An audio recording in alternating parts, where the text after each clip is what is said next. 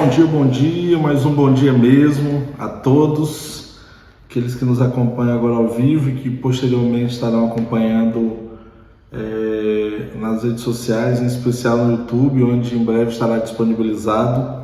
Estamos aqui dando continuidade ao projeto Cartas na Mesa, onde compartilhamos aqui da leitura, reflexão, meditação e revelação da palavra. Começamos já pelo Evangelho segundo o apóstolo João.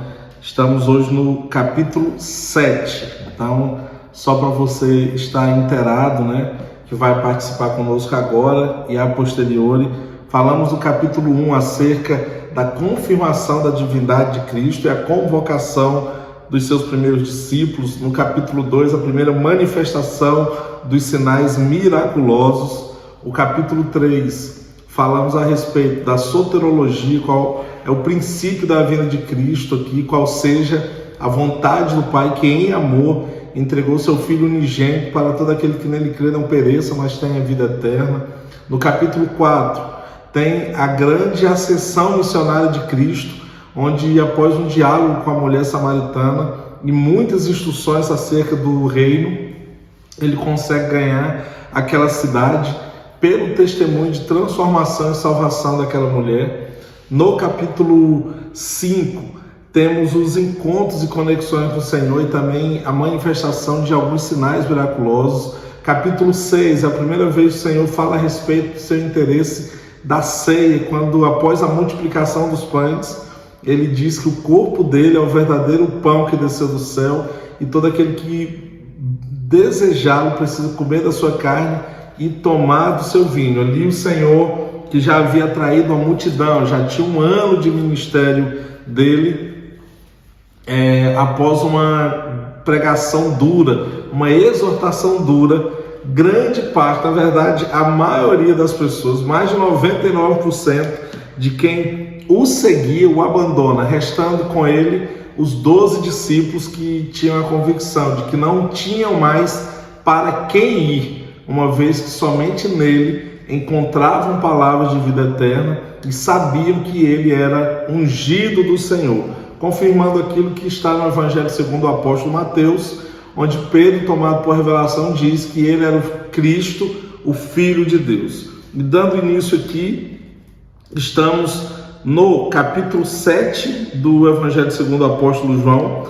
Ele é um capítulo que nos permite ler de forma desintegrada, ou seja, você pode partilhar trechos da leitura, porque ele passa uma demasiada informação, e assim nós faremos. Iremos ler por bloco e ali meditar segundo cada um dos temas. Amém? Então vamos lá, capítulo 7, a partir do versículo 1. Passadas estas coisas, Jesus andava pela Galileia, porque não desejava percorrer a Judeia, visto que os judeus procuravam matá-lo.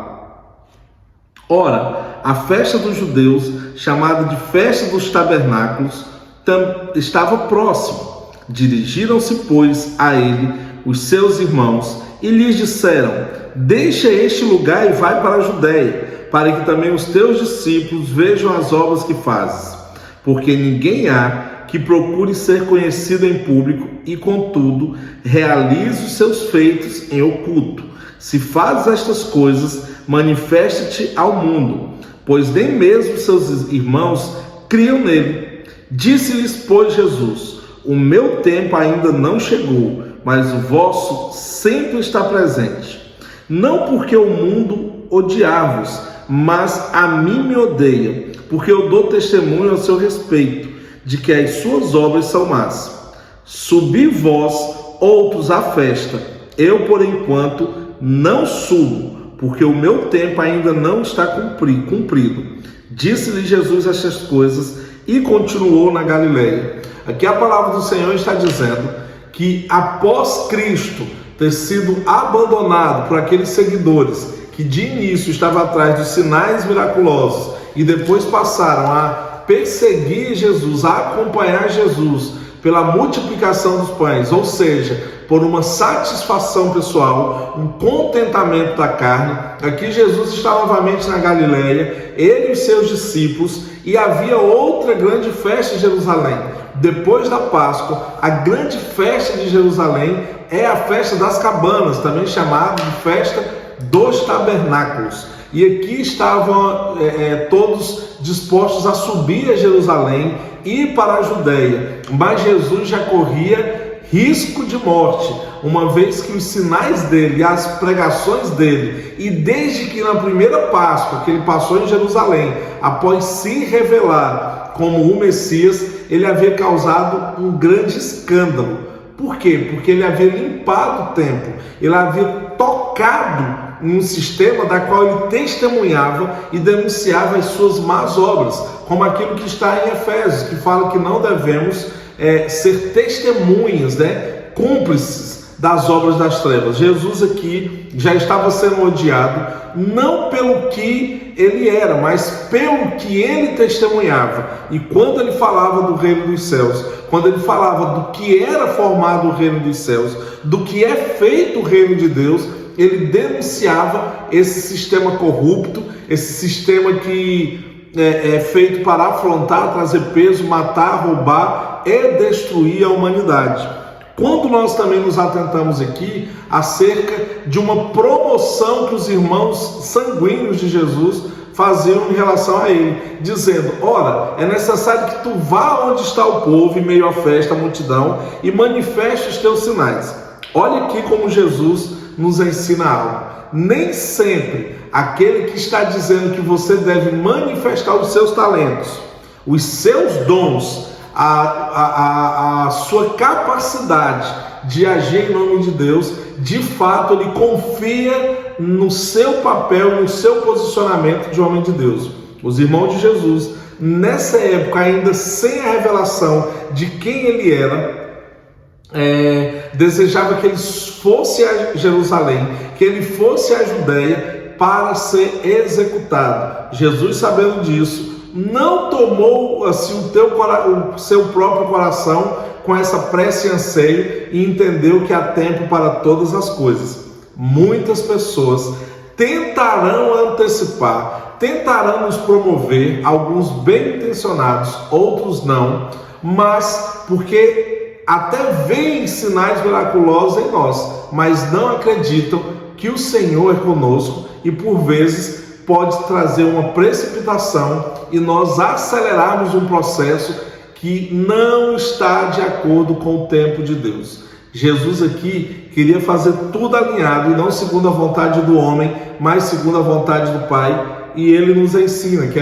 termos muito cuidado com a precipitação. Nem todos aqueles que querem te promover, eles querem realmente que você chegue no alto. Aquela mulher tentou promover Silas e Paulo, mas foi repreendida, porque sobre eles veio a comprovação de que não é porque te chamam de homem de Deus que de fato querem te levar a Deus, assim como nem todos aqueles que diz Senhor, Senhor entrarão no reino dos céus.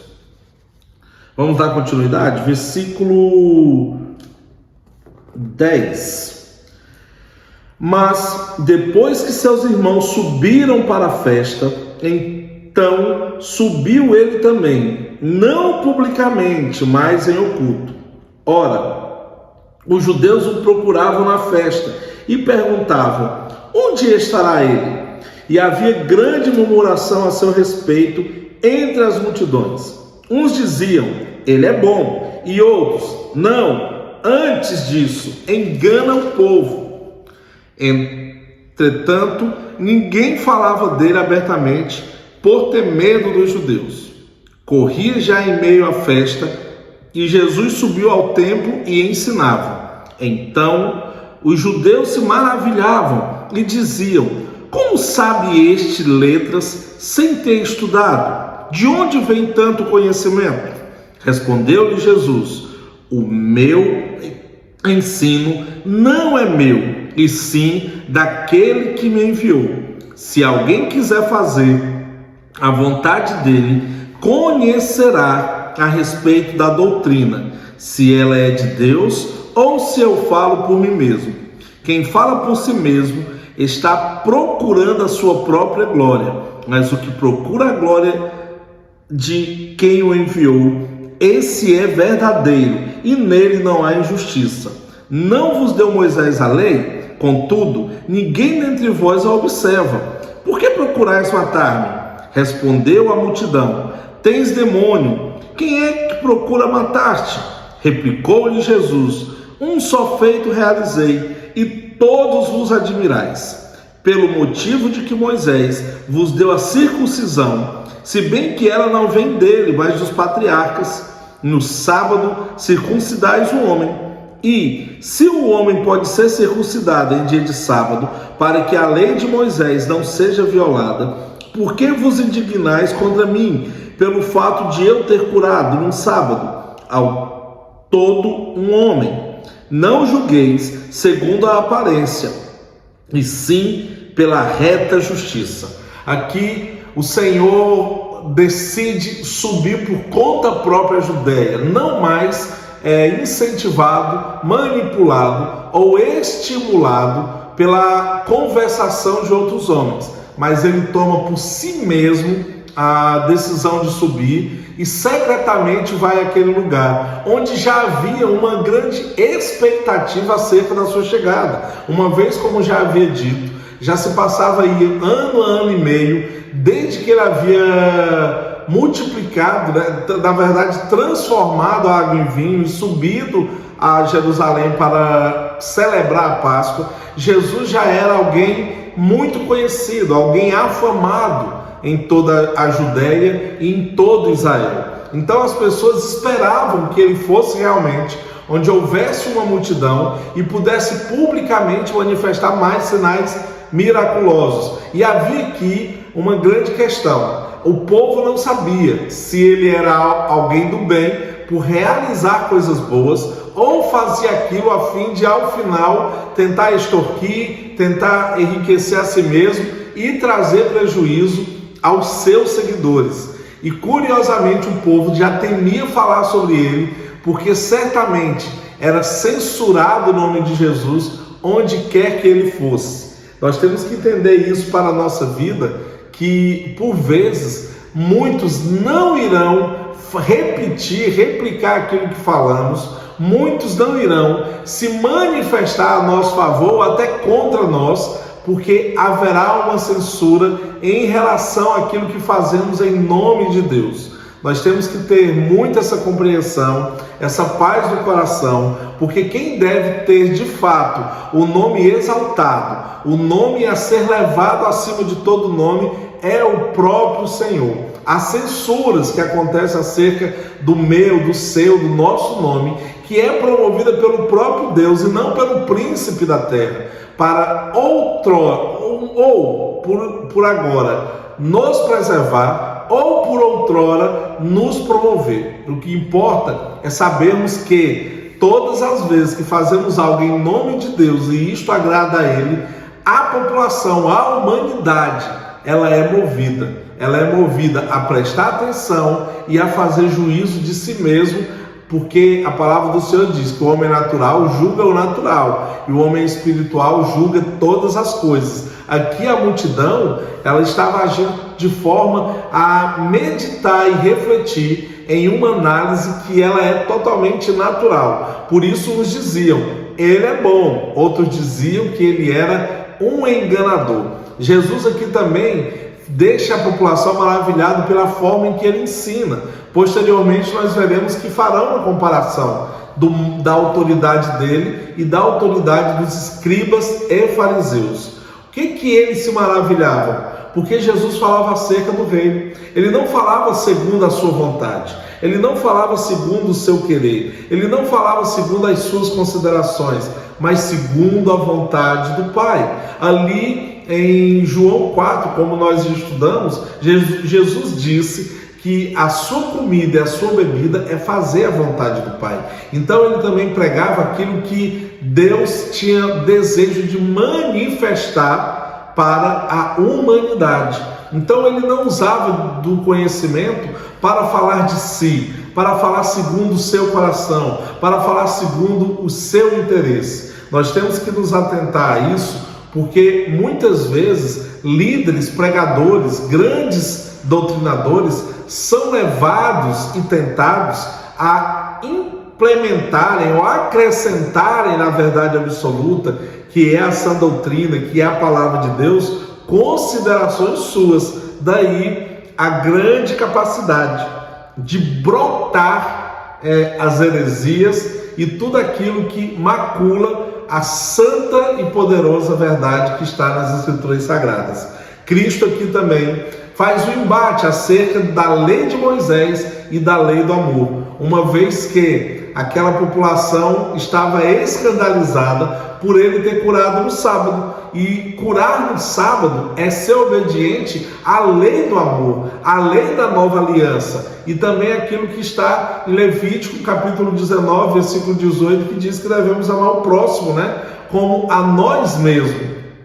Aqui a palavra do Senhor diz que os homens não se escandalizavam com um trabalho religioso, e ritual, qual seja a circuncisão de um homem, e não fala da circuncisão de uma criança, porque talvez a pessoa poderia alegar: olha, restam só 8 dias que ele nasceu, então ele precisa ser circuncidado agora, que é uma ordem e um mandamento absoluto. Não, aqui se fala de um homem, um prosélito, certamente alguém que não veio da descendência de Abraão, mas aceitou a tradição e a cultura hebraica, e naquela altura havia se decidido a tornar-se judeus. Então a circuncisão dele poderia esperar para outro dia, mas como era algo que poderia causar uma promoção pessoal, ele circuncidava no sábado sem nenhuma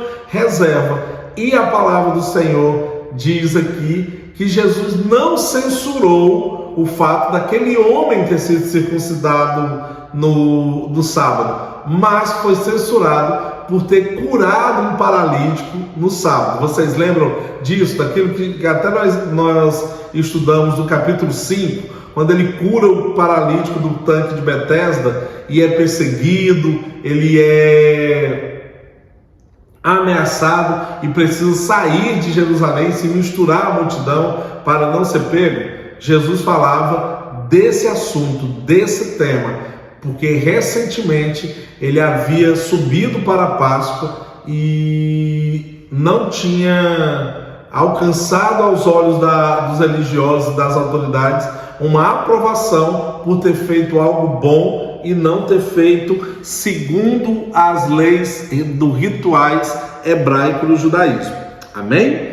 Vamos continuar aqui, versículo 25 do capítulo 7 do Evangelho segundo o apóstolo João. Diziam alguns de Jerusalém: não é este aquele a quem procuraram matar? Eis que ele falava abertamente, e nada lhe dizem. Porventura, reconhece verdadeiramente as autoridades que este é, de fato, Cristo?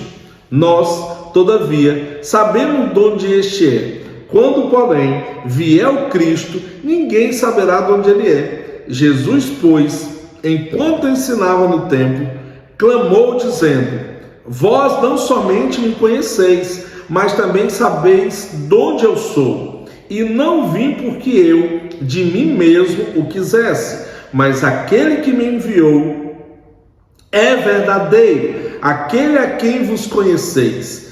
Eu o conheço porque venho da parte dele e fui por ele enviado. Então procuravam prendê-lo, mas ninguém lhe pôs a mão, porque ainda não era chegada a sua hora. E, contudo, muitos de entre a multidão creram nele e dizendo: quando vier o Cristo, fará porventura maiores sinais do que este homem tem feito? Os fariseus, ouvindo a multidão murmurar estas coisas a respeito dele, justamente com os principais sacerdotes, enviaram guarda para o prender. Disse-lhe Jesus: ainda por um pouco de tempo estou convosco, e depois irei para junto daquele que me enviou. vez de procurar-me, e não me achareis. Também aonde eu estou, vós não podeis ir. Disseram, pois, os judeus uns aos outros: para onde irá este que não possamos achar? Irá porventura para a dispersação entre os gregos, com o fim de os ensinar? Que significa de fato o que ele diz? A vez de procurar-me, e não me achareis. Também aonde eu estou, vós não podeis ir. Jesus aqui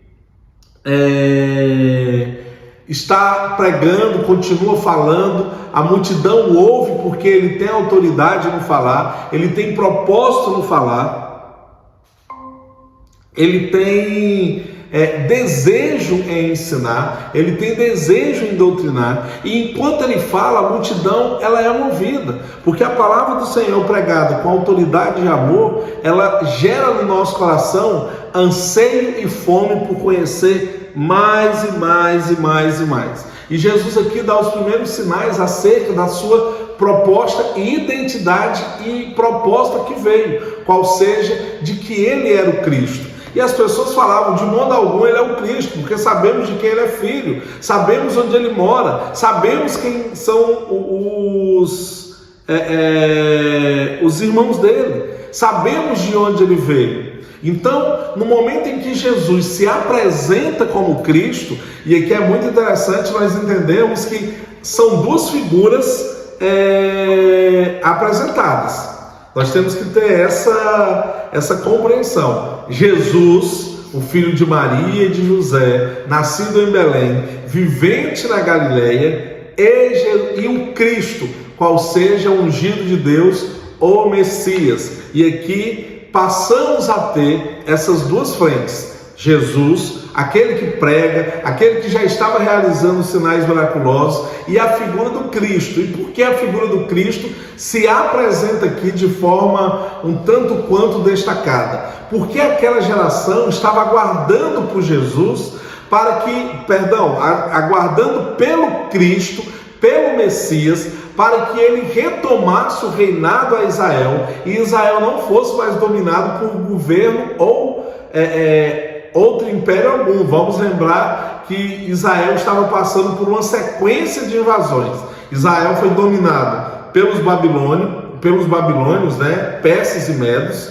Ele foi dominado depois pelos gregos, dominado agora pelos romanos. Então havia um desejo daquela população em serem novamente um reino soberano, um reino que não estivesse sujeito a outras autoridades, e acreditavam que Jesus viria com essa frente, com essa identidade. Por isso a figura de Jesus, que é o verbo nascido homem, nascido de Maria, filho de José, irmão de Tiago, irmão de Simão, irmão de Judas e irmão de José também, era o nome dos 4 irmãos de Jesus, mas já havia a figura do Cristo. E há um momento onde alguém da multidão fala o seguinte, meus amados: como este não é o Cristo? Acaso Cristo faria sinais miraculosos e maravilhas maiores do que ele? Por que havia essa questão? Porque a promoção, a ocorrências,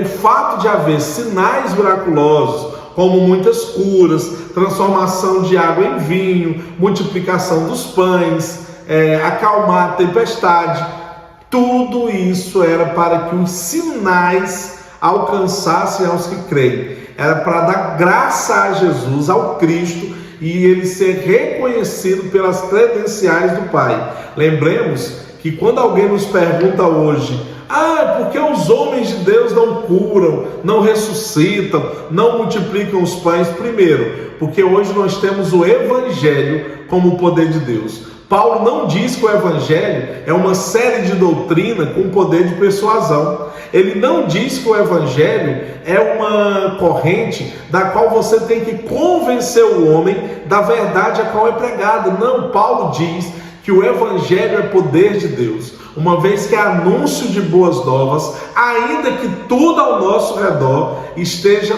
totalmente destruído, falido, derrotado e desanimado. Hoje, nós, homens e mulheres de Deus, não precisamos levantar o paralítico, ainda que possamos tentar ousar e orar por isso, mas pregar ao paralítico, pregar à multidão, liberar uma palavra de esperança, porque Cristo em nós é a esperança da glória. Cristo diz que aqueles sinais eram para aquela geração incrédula. Hoje nós temos o Evangelho, hoje nós temos o Espírito Santo, que nos dá poder de convencimento, uma vez que é Ele que faz a completude da obra, trazendo às pessoas a revelação de quem de fato é Cristo. E aqui nós temos que observar que Jesus está começando a se apresentar como Cristo, e a população fica dividida. Uns querem agarrá-lo, querem matá-lo, querem prendê-lo. Outros se convertem a ele e se admiram de que nem mesmo vindo o Messias, vindo Cristo, sinais como que ele pratica, como que ele realiza, seriam alcançados de forma mais intensa. Amém? Dando continuidade aqui à leitura, versículo 37. No último dia, o grande dia da festa, ou seja, a festa dos tabernáculos, levantou-se Jesus e exclamou: se alguém tem sede, venha a mim e beba. Quem crer em mim, como diz a Escritura, do seu interior fluirão rios de água viva. Se nós observarmos,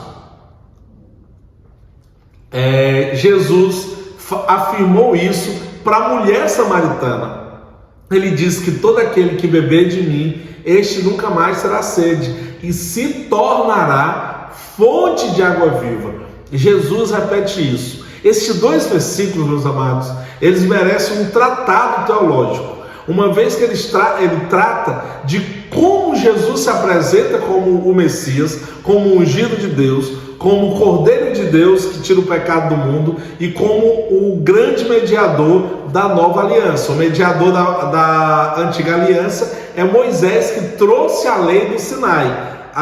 O mediador da nova aliança é Cristo, que trouxe a lei do Espírito e do coração para as nossas vidas. Então, quando Jesus diz assim: se alguém tem sede, venha a mim e beba, eis que nós temos algumas considerações a tratar a respeito disso. De que? Se alguém, olha esse termo, se alguém, ele não está fazendo acepção de pessoas.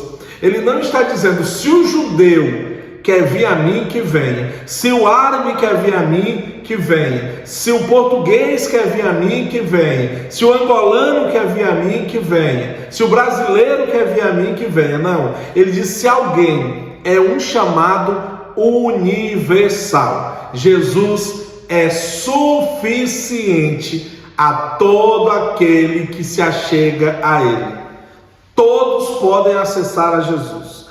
Todos podem ser alcançados por Jesus. Quando nós lemos João 3,16, que diz: e Deus amou o mundo de tal maneira que enviou seu único Filho, para que todo aquele que nele crê não pereça, mas tenha vida eterna, nós podemos fazer uma afirmação teológica sem nenhum medo de falhar. Jesus é suficiente a toda a humanidade. Ou seja, a suficiência dele para a salvação é universal, mas a eficiência do seu sacrifício é para os que creem. Mas Jesus começa exclamando, gritando, pregando que se alguém, ou seja, todos, quiserem ir até ele, estes serão alcançados pela graça. Então ele fala aqui: se alguém tem sede, venha a mim. Quem?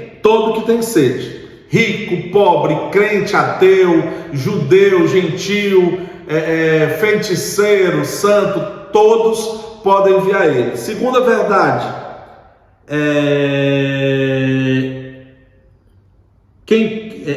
vem a mim e beba. Ou seja, ele está dizendo que o vem a mim é para um relacionamento. é para uma intimidade. Jesus diz que todos podem se achegar a Ele para manter um relacionamento com Ele. Durante muito tempo, meus amados, durante muito tempo, a fé cristã foi compreendida como se Jesus fosse para todos, mas o seu relacionamento, o seu comunicar, o seu falar fosse para poucos. Não, vai lá que Deus só fala através de você. Não, Deus usa a todos porque Ele se comunica com todos. Ele tem desejo e anseio de se relacionar com todos. Quando aconteceu no Monte Sinai, onde Deus quis se relacionar com todos, a população pediu para só falar com Moisés. Então o mediador daquela primeira aliança, ele aceitou a incumbência de ser o único porta-voz de Deus. E Jesus rejeitou isso. Ele falou: não. Eu estou me entregando como unigênito para me transformar em um primogênito. Eu me torno um com vocês, filhos de Deus. Lembrando que nós não nascemos filhos de Deus. Nós nascemos criaturas de Deus, mas através de Cristo, como está em João capítulo 1, versículo 2, nós recebemos o poder de sermos chamados filhos de Deus. E o Espírito vem sobre nós clamando por Abba, Pai. Então, Jesus aqui está nos chamando para um relacionamento. Ele fala: todo aquele que tem sede, todo aquele que necessita, todo aquele que precisa de Cristo, não importa qual seja de início a tua motivação, Deus usará essa condição para atraí-lo a Ele. Ele diz: aquele que tem necessidade. É necessário de nós termos a humildade, o fim do orgulho, o fim da soberba, o fim da arrogância, e reconhecermos que os nossos talentos, as nossas virtudes, os nossos dons, os nossos atos de justiça não são suficientes para merecermos a salvação. Somente através de Cristo nós somos salvos. Então aqui Jesus fala que precisamos ter o senso de necessidade. Eu aceito a Jesus porque eu preciso dele. Todo aquele que tem sede, vem a mim. Então ele está dizendo: se alguém tem sede, vem a mim. Universalmente, todos que precisam, venham a mim, se relacionem comigo. Jesus, ele fala de um convite imediato: venha. Quando ele nos chama, ele quer resolver aquele problema naquela hora, de forma substancial e imediata. Ou seja, quando temos a oportunidade de aceitar a Jesus, não podemos pensar e deixar para depois. Durante muito tempo, aceitar a Cristo foi considerado como uma mudança de religião ou um início de uma religião. Cristo está acima das religiões. Cristo está acima das professações de fé. Cristo está acima das seitas. Então, aceitar a Cristo não é algo que você tem que pensar para amanhã, é agora. Venha. Jesus usa um verbo de modo imperativo. Venha de modo urgente. Venha de modo eficaz. Venha. Depois você escolhe a sua religião. Eu vou ser cristão, mas eu aceitei a Jesus, mas eu estou no budismo. É Jesus que vai moldar teu coração. Eu aceitei a Jesus, mas eu não tenho igreja. É Jesus que vai te direcionar para uma comunidade de fé. Eu aceitei Jesus, mas eu estou em um lugar onde eu não me sinto confortável. Eu estou no lugar onde eu me sinto muito bem. Jesus te chama para salvação. Ele vai te dar condições. Ele já te deu inteligência, entendimento, sabedoria, discernimento, compreensão para você fazer suas escolhas. E ainda te instrui pelo Espírito Santo para que você decida de forma a estar fazendo a vontade dele. Pode deixar que o segundo passo que ele vai cuidar é te inserir em uma comunidade de fé. Antes disso, ele quer inserir o meu, o seu, o nosso nome no livro da vida. Quando Jesus diz: venha a mim e beba, ele está te convidando para um relacionamento pessoal com ele. Não é mais um relacionamento coletivo. Ele está te chamando para um relacionamento onde você vai fazer parte da vida dele. Vamos lembrar que quando bebemos da ceia, participamos da ceia, quando tomamos do vinho, quando tomamos comemos do pão, nós estamos sendo um com Cristo. Jesus te chama para um relacionamento íntimo e pessoal. Ele não te chama para a superficialidade. Ele fala: vem e coma da minha carne, vem e beba do meu sangue, vem e beba da fonte que eu sou. Então Jesus está te chamando para ter uma ligação direta com Ele, direto da natureza dele, para sermos transformados gradualmente à sua imagem e semelhança. Aqui a palavra do Senhor também diz: aquele que desejar vir, ou seja, a pessoa tem que ter uma decisão. Não pense você, meu amado, que você vai a Cristo porque recebeu uma palavra profética. Você vai a Cristo porque recebeu um sonho profético.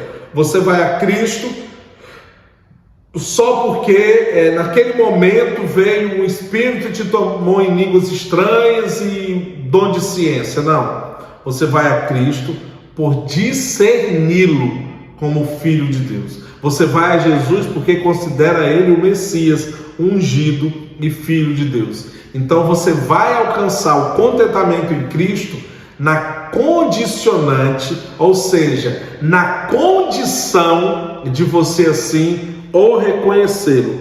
E por fim, Jesus ainda diz, que aquele que vem a mim, bebe da minha água, não terá sede, e ainda se converterá em rios de água viva. O Senhor está falando em uma transformação. Aquilo que estava seco, aquilo que era um deserto, aquilo que era um leito de um rio morto, passa a se transformar em fonte inesgotável de água viva, a fonte de rios de água viva.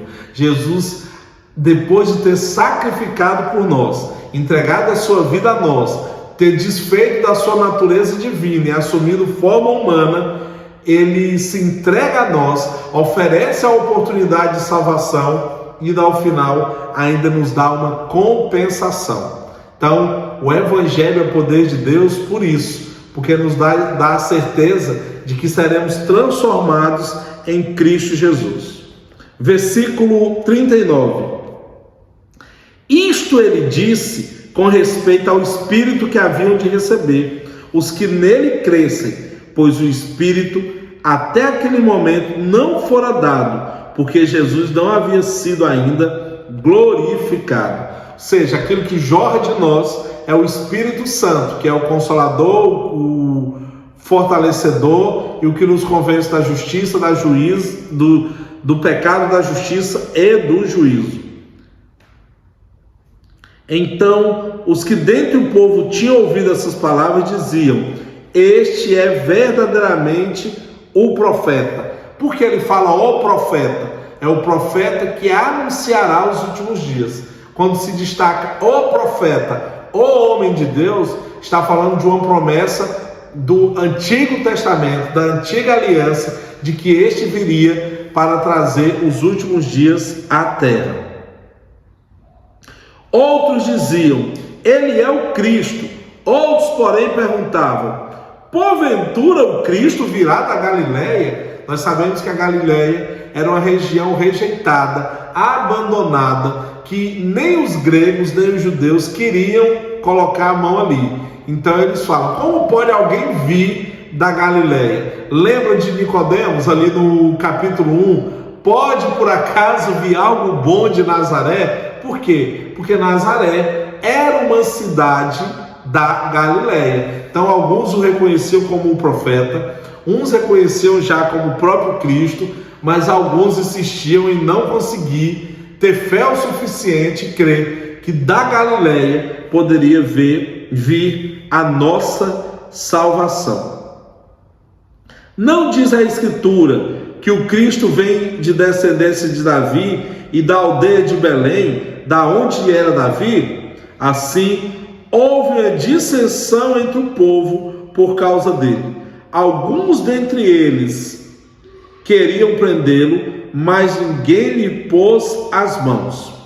Voltaram, pois, os guardas à presença dos sacerdotes e fariseus, e estes lhe perguntaram: por que não o trouxeste? Responderam eles: jamais alguém falou como este homem. Replicaram-lhe, pois, os fariseus: será também vós que foste enganados? Porventura creu nele alguém dentre as autoridades ou alguém dos fariseus? Quanto a esta febre, que nada sabe da lei, é maldita. Nicodemos, um deles, que antes fora ter com Jesus, perguntou-lhes: acaso a nossa lei julga um homem sem primeiro ouvi-lo e saber o que ele fez? Responderam eles: dá-se-á o caso que também tu és da Galileia? Examina e verá que da Galileia não se levanta profeta.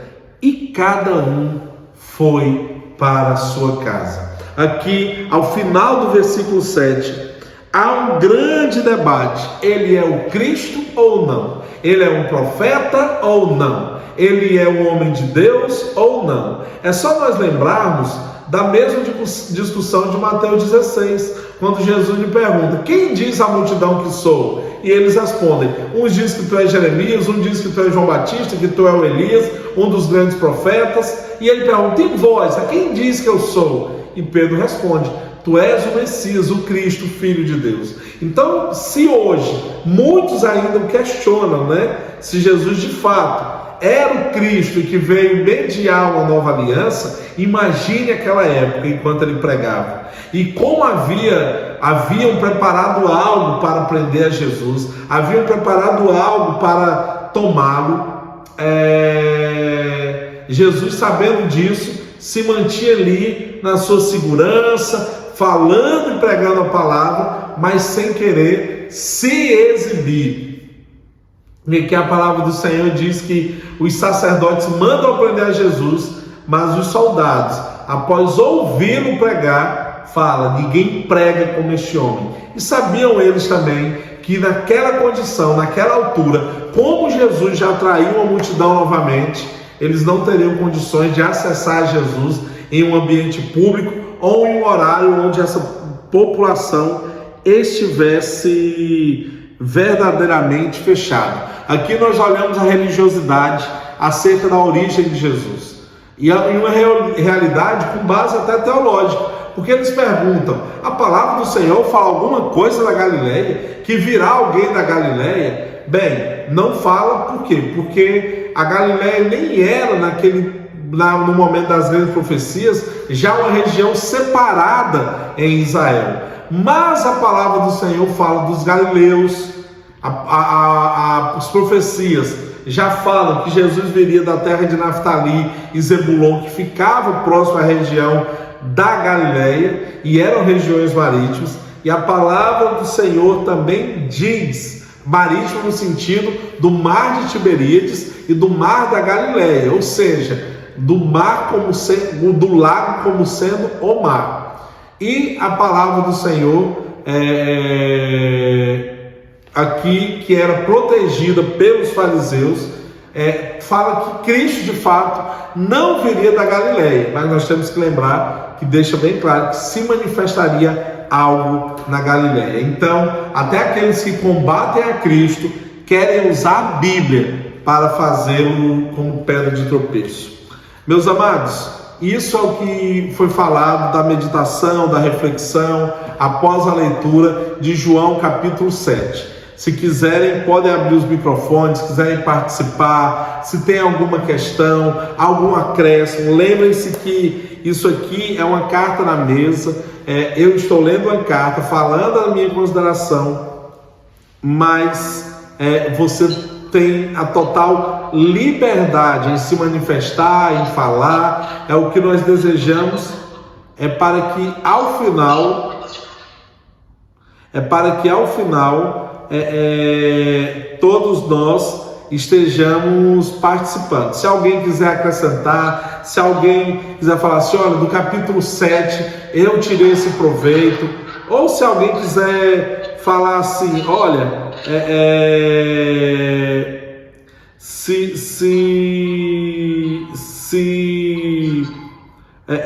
como eu poderia dizer, se alguém quiser falar de algo que leu em João e quer aproveitar hoje para se manifestar, fique à vontade, temos ainda um tempinho aí, compartilhem, se não, vamos orar, mas eu vou aguardar a manifestação de vocês. É só desativar o microfone e falar assim, olha, eu tenho isso a acrescentar, eu considero isso, senão nós oramos aqui e vocês estarão liberados. Quero agradecer a presença de todos, é uma honra muito grande tê-los aqui, tê-los em participação. Eu sei que é um sacrifício acordar cedo para isso, mas vamos continuar com esse projeto, porque é algo que Deus colocou em nossos corações e para nós tem sido uma grande alegria estar todas as sextas-feiras aqui logo cedo, cumprindo essa vontade do Pai, lendo e meditando na palavra. Amém? Alguém deseja falar? Alguém deseja se manifestar? Eu vi aqui que a Jasmine, o casal do Brooklyn, já falou aqui. Muito obrigado, minha irmã. Deus seja louvado. É com alegria que fazemos isso. Sabemos que se não fosse por Deus, não teríamos condições de estarmos aqui. Amém?